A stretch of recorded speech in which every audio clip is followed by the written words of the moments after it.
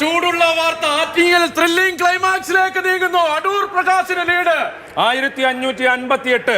അത് നോക്കൂ. ഇനി 2,34,000 വോട്ട് അവിടെ എണ്ണാനുണ്ട്. 15 മിനിറ്റ് മുൻപുള്ള കണക്കനുസരിച്ച് 7,36,466 വോട്ടുകളാണ് എണ്ണിയത്. ഇനി 2,34,000 വോട്ടുകൾ എണ്ണാനുണ്ട്.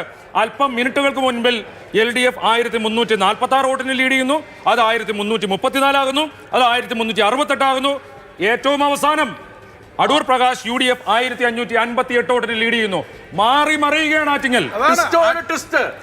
ആറ്റിങ്ങലിൽ ശരിക്കും പറഞ്ഞാൽ നമ്മുടെ മനോഹരൻ മംഗളോദയം എന്തും ട്വിസ്റ്റാണ്. ഓരോ സെക്കൻഡും ട്വിസ്റ്റ്. ശിലാപടലങ്ങളിൽ ചുഴലി ഒഴിപ്പിച്ചു വെച്ചുകൊണ്ട് ആറ്റിങ്ങൽ അവസാന നിമിഷത്തിലേക്ക് അത്ഭുതങ്ങൾ മാറ്റിവെച്ചിരിക്കുന്നു.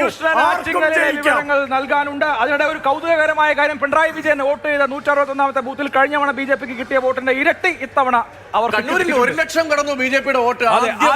ആദ്യമായി കണ്ണൂരിൽ 1 ലക്ഷം കടന്നു. സുധാകരന് BJP ബൾക്കായി വോട്ട് കൊടുക്കുമെന്നായിരുന്നു ആരോപണം ഉണ്ടായിരുന്നത്. 1 ലക്ഷം കടന്നു. അതായത് ഭരണവിരുദ്ധ വികാരം ആഞ്ഞടിച്ചിട്ടുണ്ട് എന്നുള്ളത് സ്പഷ്ടമാണ്. ഹരി, ആറ്റിങ്ങലിൽ ഇനി 2 ലക്ഷത്തിലധികം വോട്ട്, 2.5 ലക്ഷത്തിനടുത്ത് വോട്ട് എണ്ണാനുണ്ട് പറയുമ്പോൾ വോട്ട് ഇനി ബാക്കിയുണ്ട്. എന്താണ്, എങ്ങോട്ടാണ് കാര്യങ്ങളുടെ പോക്ക്? ഒന്നും ഇപ്പോ പറയാറായിട്ടില്ല. ഓരോ 5 മിനിറ്റിലും ട്വിസ്റ്റ് സംഭവിക്കുകയാണ്. 2,52,115 വോട്ടാണ് ഇപ്പോൾ ബി ജോയ് സ്വന്തമാക്കിയിരിക്കുന്നത്. ക്ഷമിക്കണം, അടൂർ പ്രകാശ് സ്വന്തമാക്കിയിരിക്കുന്നത്. 1,558 വോട്ടിന്റെ ലീഡാണ് ഏറ്റവും അവസാനം വന്ന കണക്കിൽ നമുക്ക് പറയാൻ പറ്റുക. രണ്ടാം സ്ഥാനത്തുള്ള വി ജോയി 2,50,557 വോട്ടുകൾ നേടിയപ്പോൾ മൂന്നാം സ്ഥാനത്തുള്ള വി മുരളീധരൻ നേടിയത് 2,42,921 വോട്ടുകളാണ്. അതായത് മൂന്നാം സ്ഥാനത്തുള്ള NDA സ്ഥാനാർത്ഥിയും ഒന്നാം സ്ഥാനത്തുള്ള UDF സ്ഥാനാർത്ഥിയും തമ്മിൽ 9,194 വോട്ടിന്റെ വ്യത്യാസം മാത്രമാണ് ഇപ്പോൾ ഉള്ളത്. അതായത് ഓരോ 5 മിനിറ്റ് കഴിയുമ്പോഴും ലീഡ് നില മാറുകയാണ്.